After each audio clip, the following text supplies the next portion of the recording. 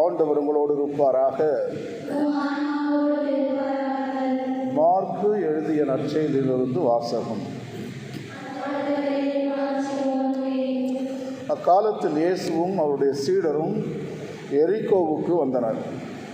அவர்களும் திரளான மக்கள் கூட்டமும் எரிகோவை விட்டு வெளியே சென்றபோது திமேயுவின் மகன் பர்த்திமேயு வழியோரம் அமர்ந்திருந்தார்.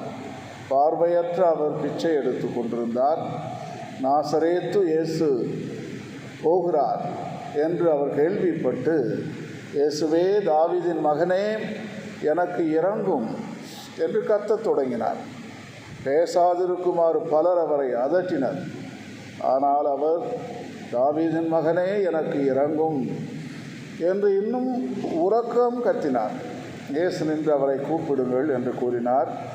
அவர்கள் பார்வையற்ற அவரை கூப்பிட்டு, துணிவுடன் எழுந்து வாரும், இயேசு உம்மை கூப்பிடுகிறார் என்றார்கள்.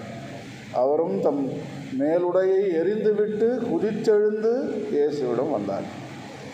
இயேசு அவரை பார்த்து, உமக்கு நான் என்ன செய்ய வேண்டும் என விரும்புகிறீர் என்று கேட்டார். பார்வையற்றவர் அவரிடம், ரபூனி, நான் மீண்டும் பார்வை பெற வேண்டும் என்றார். இயேசு அவரிடம், நீ போகலாம், உமது நம்பிக்கை உம்மை நலமாக்கிற்று என்றார்.